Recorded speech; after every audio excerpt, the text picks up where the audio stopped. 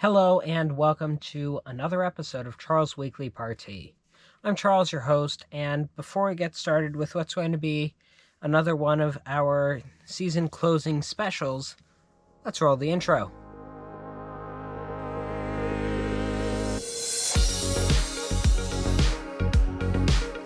Alright, so if you tuned in last week, you will have noticed that I brought Michael back on, and we did a lot of talking about the top 5 topics in tech for 2021. Now, to balance out the scale, it's time to go over the top 5 in architecture of 2021 for this podcast. So, the reason I'm doing this is because to finish off the year, I think it's a beautiful thing to look back and reflect on the episodes that really made a difference. So for the top 5 in architecture, these are the top 5 after reviewing the entire list of episodes this season.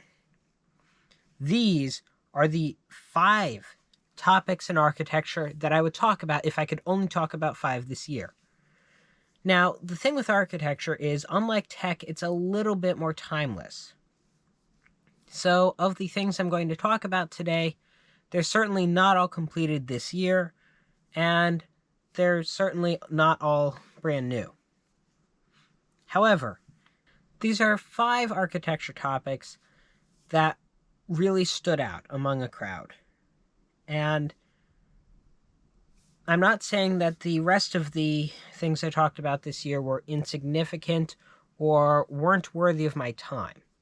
What I'm saying is that these 5 are the things that I looked at and I had a beautiful feeling of reminiscence when looking at. These 5 stood out. So, without further ado, I'm going to go over the year in architecture. Now, it should be known that for this top 5, they are not arranged in any particular order. Well, actually, they are. But tech last week was not arranged in any particular order. These are not in order of favoritism. Rather, they are in order of the episode in which they debuted. So, first and foremost, I'm going to have to talk about the Steve Jobs Theater. Now, you might ask, what really made that one so special, right? Well, this year, we've talked about a lot of different things that Apple has been doing, and for episode 2102, talked about the Steve Jobs Theater because it was one of my sort of favorite pieces of architecture. And this was back when the podcast was first starting, and back when the format was one piece of architecture and one piece of technology. Now, this really sort of tied in everything because it was a piece of architecture that many of us knew. And many of us knew it not necessarily just because we've all been to Apple Park, but because we've all paid a bit of attention to Apple's keynotes. Although, if I remember correctly, their last one didn't feature the Steve Jobs Theater. Actually, no, I think it did. But they were last keynote was a little bit interesting, so I'm going to leave that where it stands because I can't be sure either way. However, the architectural sequences of that really are what made it stand out. And personally, what made it stand out was that I had been told there's no such thing as structural glass. And this building was proof that that statement was false. This building is entirely supported by glass. Or, when I say entirely supported, I mean the above ground portion. The rest of it does have other structural materials. However, the top roof that you see is entirely supported by glass. And if that wasn't impressive enough, the seams between the glass panels in that sealant is where all of the water lines are for the sprinklers, all of the data and electricity lines are for the speakers that are in the ceiling, for the lights that are in the ceiling. All of that goes through those little seams. And that really sort of made it impressive. The fact that they put this on a small hill of its own made it stand out more. Sort of let people see how impressive it was. And the attention to detail was just absolutely outstanding. The fact that Apple had a custom glass elevator designed for this, because they didn't want an elevator with two sets of doors, which would have been necessary for the fact that they wanted the doors to open in different spots or in parallel locations. Everything just came together. So, to really sort of conclude about how or why this is on the list, is because this particular piece of architecture was something that was really it was a piece of architecture that we were all made slightly familiar with if you were paying attention to the Apple keynotes. It's a breakthrough in the fact that we're able to structurally support something with glass. And despite the fact that most of it's underground, the little nooks and crannies that this theater has in it make it stand out. Sure, Apple could have just put a nice above-ground theater in, but it wouldn't have felt right. And in the end, the whole bringing everything together was that this theater was named after Apple's founder, Steve Jobs, and to recognize his impact on the company.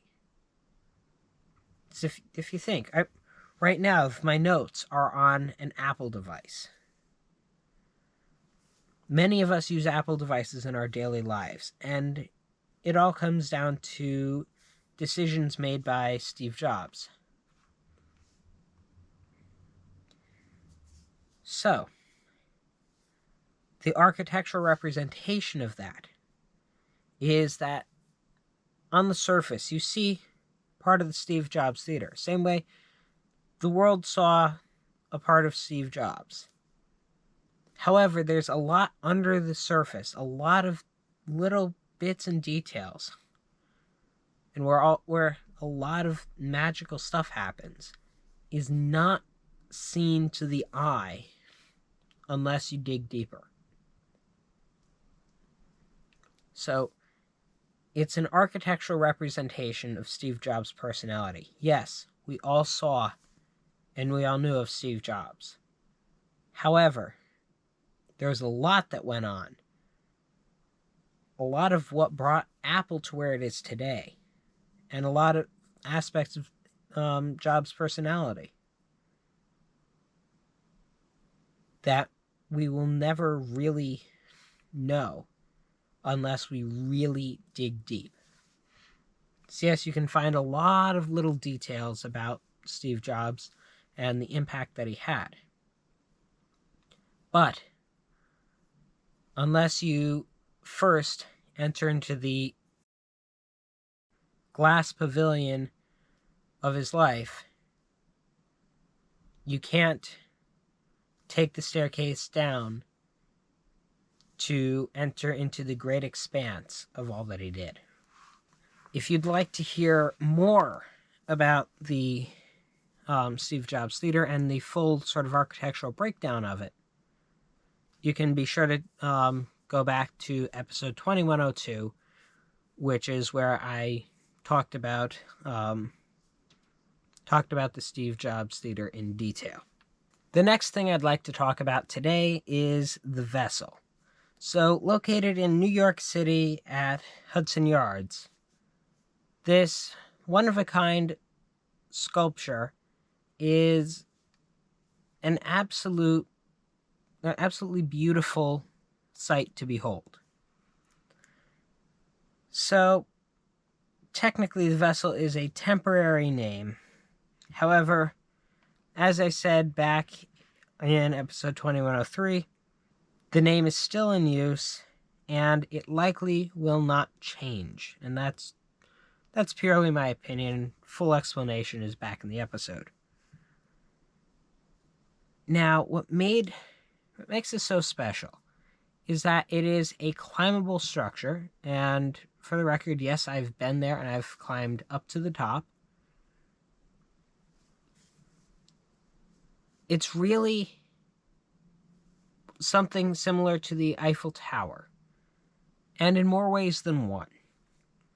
So both the Eiffel Tower and the vessel got a lot of flack when they were first unveiled.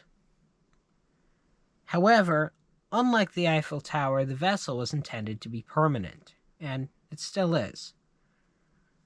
However, there's been a lot of issues recently because 3 people ended up jumping off of the top of the vessel.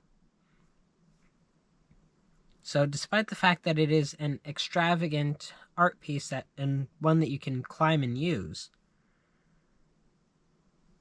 it's really in an interesting position. If you think about it, New York City is focused on utility. The subways are there to get you from point A to point B much faster than you could walk or drive. The skyscrapers are there to maximize the possible square footage that you can put on a single piece of land. However, not much in that city is just there for decoration and enjoyment. You might tell me, oh, what's Times Square for?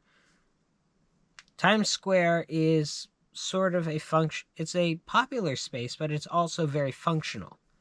Times Square has a lot of retail establishments, and it has a lot of advertising. So part of the purpose of Times Square is to be used as a retail area to encourage people to spend money. So, if you want to dig deep. Another beautiful aspect of New York City is Central Park.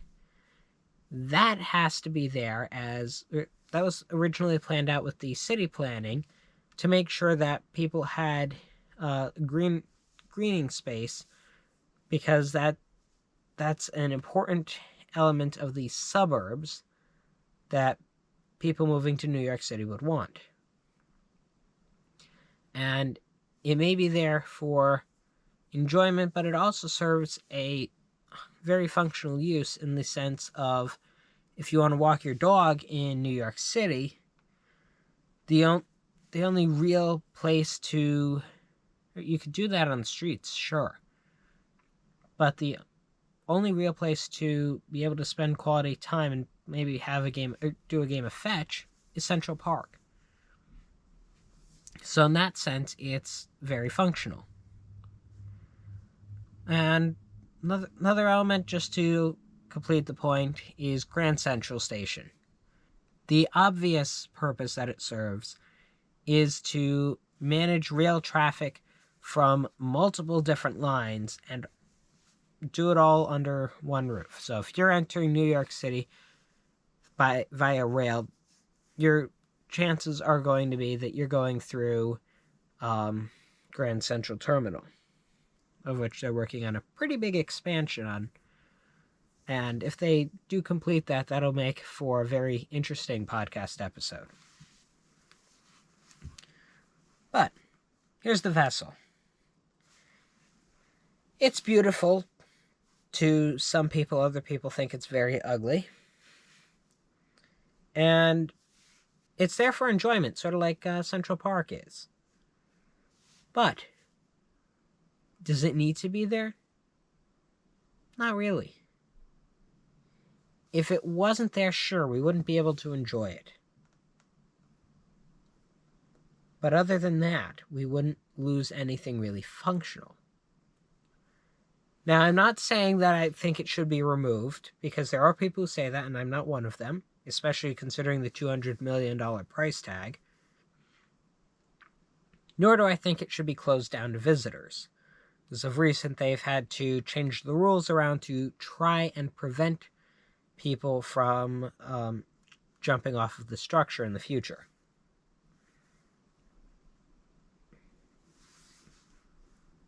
But it is a visual attraction, and it is something that every time I go to New York City, I can walk down Hudson Yards and I can look at that and think about how not only does it look great, but it's a little piece of fun in a city that it's a spot to stop and enjoy some time in a city that's mostly hustle and bustle, get from here to there as fast as you can. And for the city that never sleeps, that's one of the few spots where you can just you're climbing stairs for you. You can climb as many or as little stairs as you'd like. There's an elevator. You can climb up to the top. You can climb up to the middle. You can climb around it 5 or 6 times. You can do what you want to do. It lets you choose your own path. And in that sense, it's sort of a reflection of the city. You can go fast, but there is the opportunity to take it slow from time to time. And if you want to take it slow, then by all means, take it slow. Spend some time just relaxing. And that's it. To that degree, I think it's just a little oasis in the middle of the city. As much as I'd like to keep talking about the vessel, it is one of my favorite things. I do need to sort of switch gears and talk about Pierresvives. So, Pierresvives was talked about in episode 2107, and I promise not all of these are the first 10 episodes I've released. But Pierresvives really stood out as a piece of architecture that's functional but unexpected. And that's something I really liked about Zaha Hadid's work. It serves a pretty big purpose. But if you didn't know what its purpose was, looking at it wouldn't tell you. And I think that provides some degree of mystery to it. And that was something I really liked. So, going down to basics, it's located in Montpellier, and I'm probably not pronouncing this right, but Montpellier, France. And the name translates to living stones. So, for the design competition that this went on,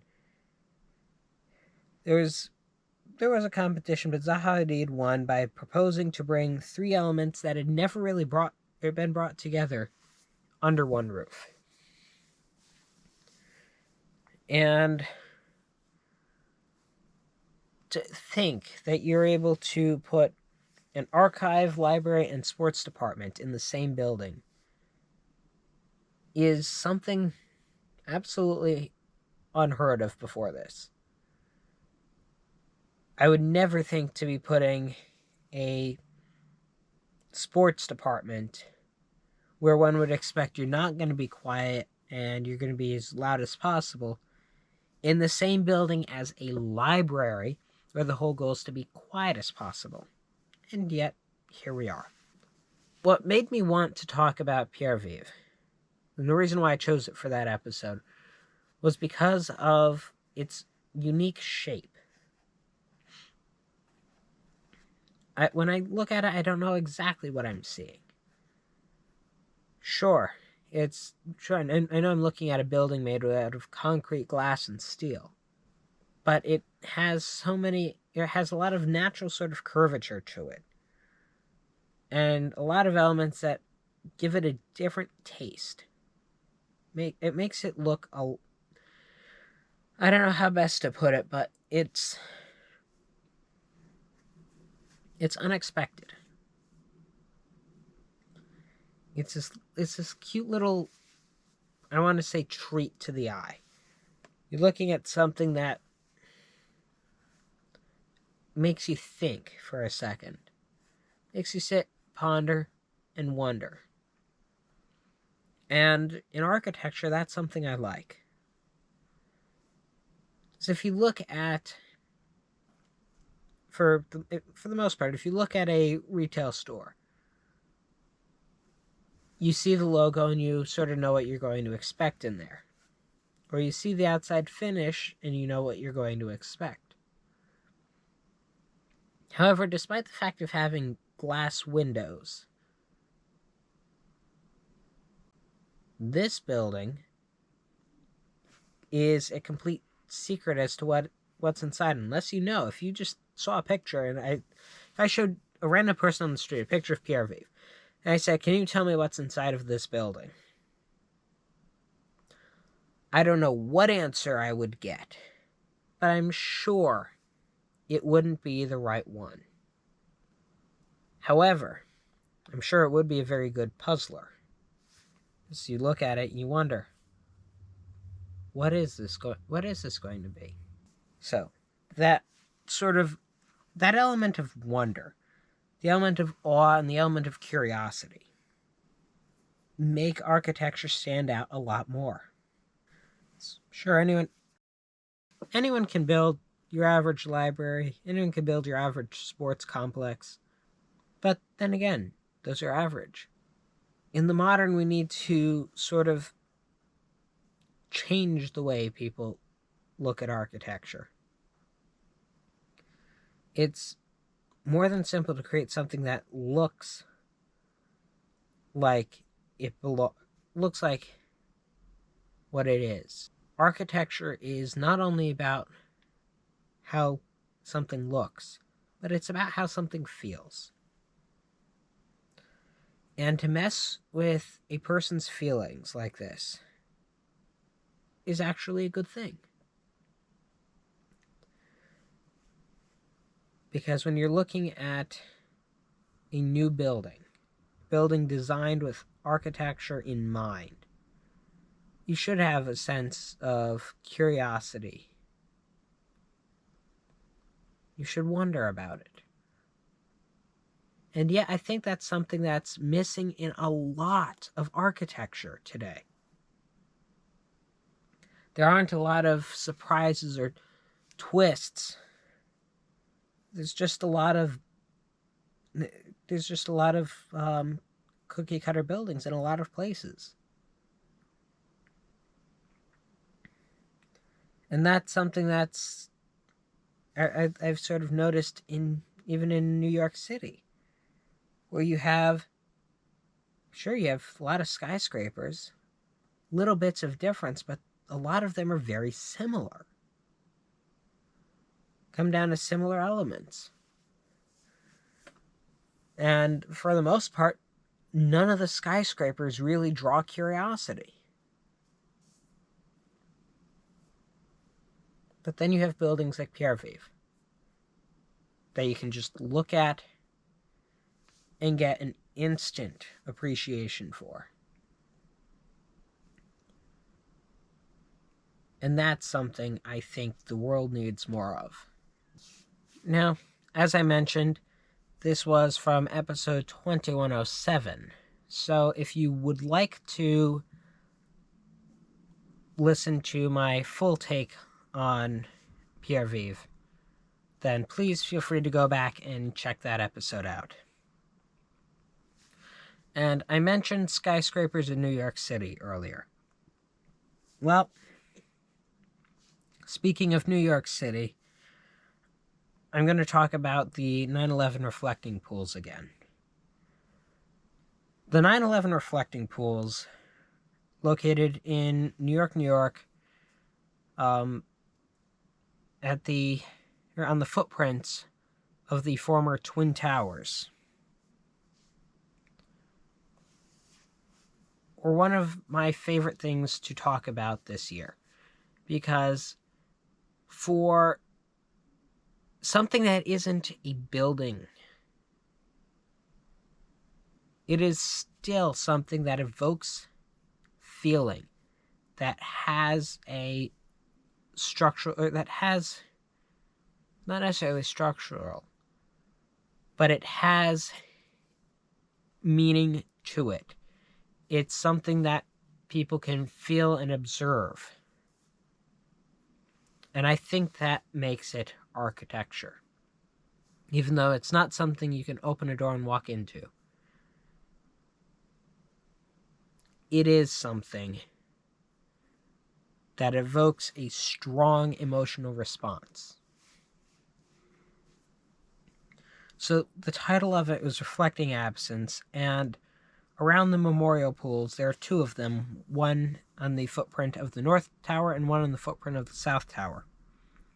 The names of the 2,977 lives lost in the 9/11 attacks are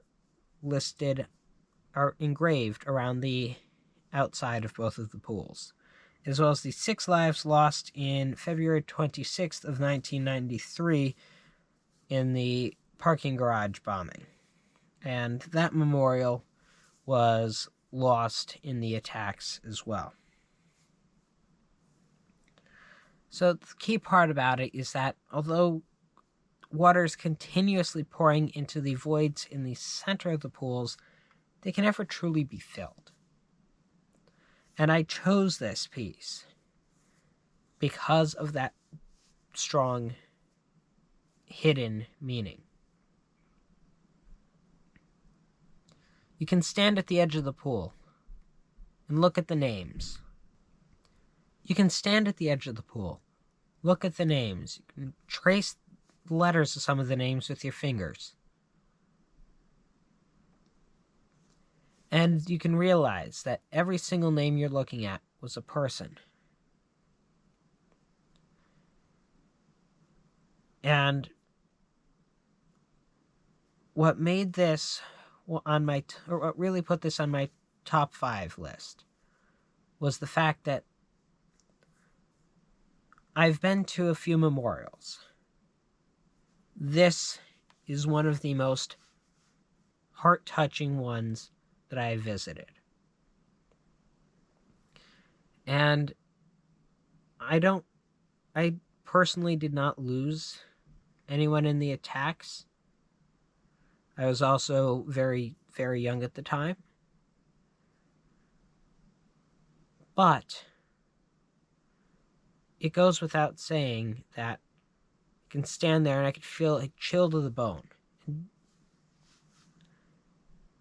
And it was, the day I was there, it wasn't the coldest day, but it wasn't the warmest day. But yet I felt an internal chill. And having something that can evoke that feeling is something that's worth my time not only talking about it, but worth my time remembering why it's there. And if you listen to the full episode, which is number 2126, that episode was released on around the 20th anniversary of the 9/11 attacks. Altogether, wanting to do something to properly remember the lives lost, this memorial not only deserves the credit that it gets, but it deserves even more credit than that.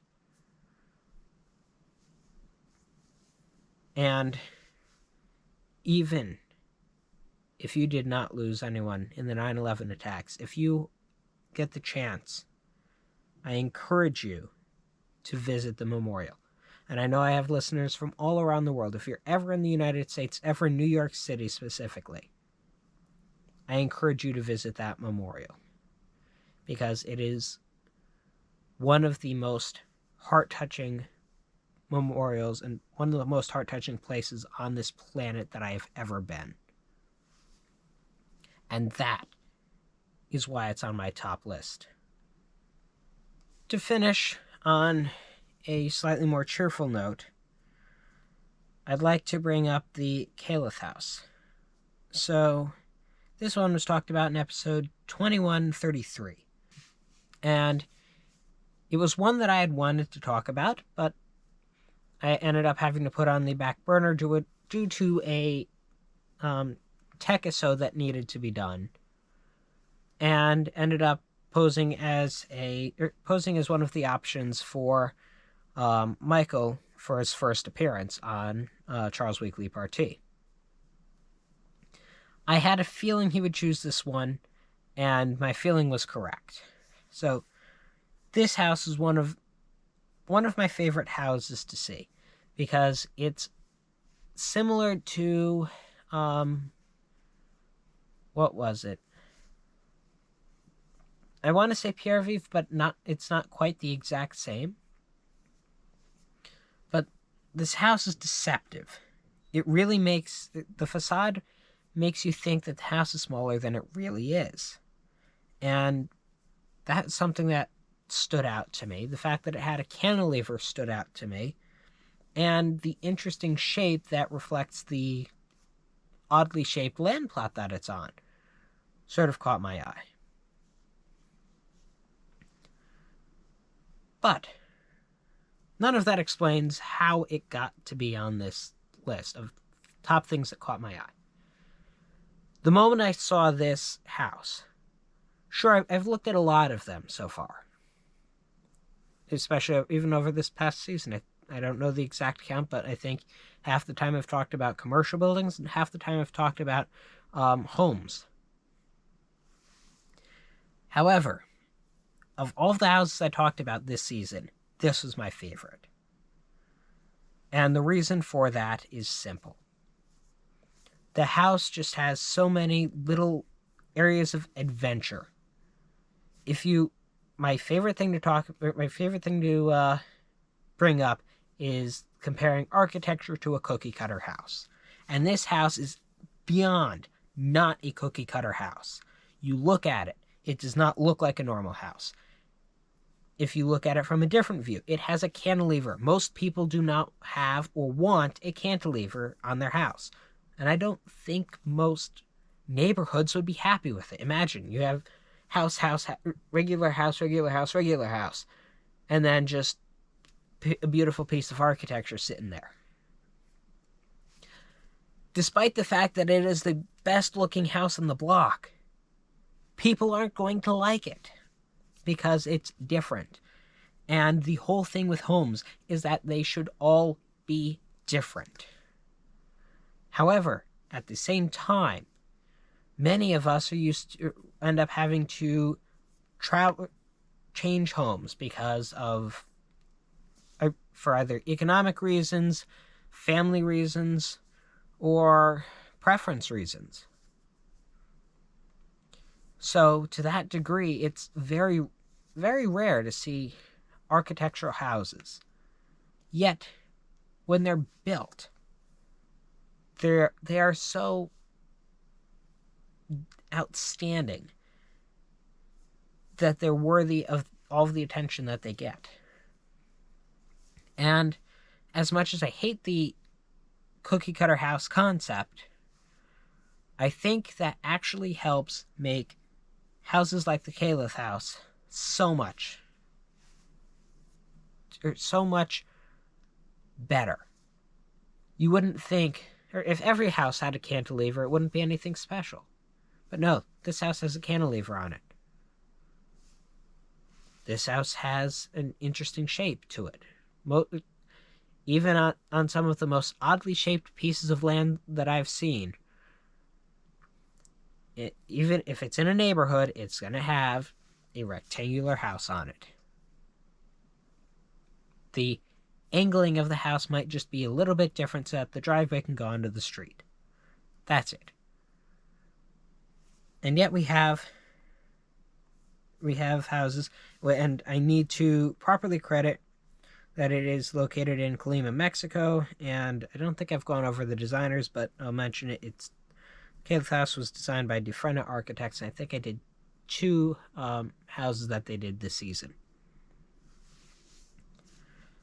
But this, of the houses that I've looked at, some I was comparing back and forth, but this house, even if Michael had said, you know what, I want to talk about a different, I gave him a couple of options to look through. He picked this one. If he hadn't have picked this, I would have talked about it the very next week. Because this house was something that not only caught my eye, it once again intrigued me. I wondered what was on the cantilever. Why was it cantilevered? Because there you have a cantilever, you have an open area, and then you have the level. I think it was second level, first level, and ground level. So you had the second level, you had a space in no part of the first level, and then you had the ground level. And for most people, you want your house to span all levels and all areas, except maybe your garage. But no, this house did it differently. This house made it stand out.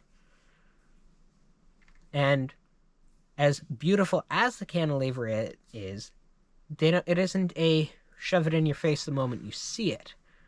From the front, you would not have any idea that the back end has a cantilever. So once again, like Pierresvives, this house has hidden secrets. And like the Steve Jobs Theater, you see one thing, but the full scope of it is hidden from immediate view. And you have to dig to actually get it. And that is what really brings architecture, or what really makes architecture special. It's the fact that you're able to see a building and it's able to make you feel something. And if you've noticed throughout the list, everything on my top 5 list, Steve Jobs Theater, The Vessel, Pierresvives, the 9/11 reflecting pools, and the Kaleth House, all made me feel something when looking at them. That's why all of them are on the top 5. That's what has made all of them so special, and that is what makes them so exciting and makes me want to see those that I haven't yet in person. Obviously, Kaleth House might be a little bit harder because it's hard to just knock on someone's door and say, hey, I'd like to take a look around your house because I'm interested in the architecture. But that's what the photos that are made publicly available are for. Now, if I did have the opportunity to go take a tour of it, I would not complain about that, but all 5 are pieces of architecture that made me feel something. And that, my friends, is why architecture is one of the 2 things that I always enjoy talking about on this podcast. Because realize it or not, the job of an architect is to make sure that you feel something when you're in the building. And if it's done right, you will. Now, as interesting as it has been talking about these 5 pieces of architecture, I'm going to have to wrap up this episode for today. So I do hope you've enjoyed this episode. My thoughts on Parti are just to really sort of bring everything together. I know many people don't necessarily think about the architecture and the world around them, but when it's done right, it can have such a huge impact. So I guess my Parti for not only the week, but for the year, is to look at the world around you and find something that intrigues you. And if you can, after you find something that intrigues you, try and dig deeper. Try and learn learn as much about the building as you can, or even if it isn't a building, try and learn as much about it as you can. Because I'm sure you will not get less excited after learning more. And if you do manage to learn everything about the building, all that's going to be left is a desire to find another building that intrigues you and do it all over again. Now, this is episode 2139, and I said that the season would have 40 episodes. So that means this is the next to last episode, and the next episode is the last episode of not only the year, but of the season. So, be sure to subscribe so you don't miss that future episode, and you don't miss the upcoming season, which I'll talk about more next time. And you can go to anchor.fm/CharlesWeeklyParti, where you can listen to all episodes of the podcast as well as interacting with a voice message. Also, please, if you can, support the podcast. It helps out a lot, and I'll talk a little bit more about this in the season finale. But there are goals for the next season that, with your support, will be a lot more feasible. Also, if you're listening on Apple Podcasts, please be sure to leave a review. It helps out a lot. And you can see the action if you go to YouTube. And the YouTube links are also provided on the Anchor page. Or you can just search Charles Weekly Parti. But if hearing my voice isn't enough, you can see the action on YouTube. So, it's been a very interesting year in architecture. I'd love to talk about all of the pieces of architecture I did this year, but like technology, I have to pare it down to 5. So, hope you enjoyed it. Take care, find some intriguing architecture, and roll the outro.